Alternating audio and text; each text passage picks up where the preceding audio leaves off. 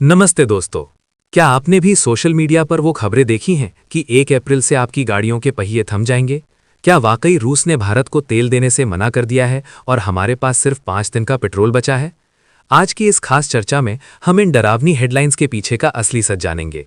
चलिए इस oil politics की गुत्थी को सुलझाते हैं। क्या रूस ने सच में नल बंद कर दिया है? सबसे पहले उस खबर की बात करते हैं जो आग की तरह फैली।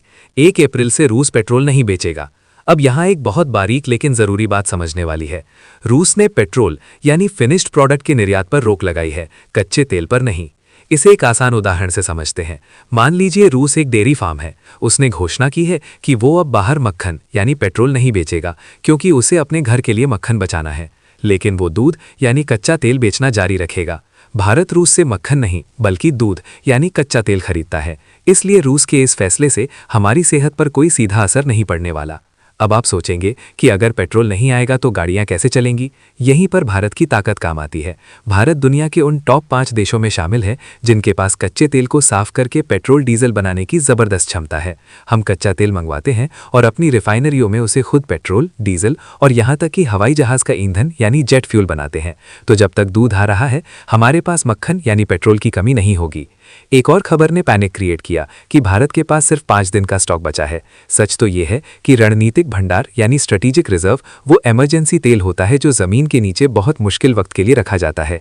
इसके अलावा हमारी तेल कंपनियों के पास और पाइपलाइनों में हफ्तों का स्टॉक हमेशा मौजूद रहता है। इसलिए ये कहना कि 5 दिन बाद देश रुक जाएगा पूरी तरह गलत और भ्रामक है।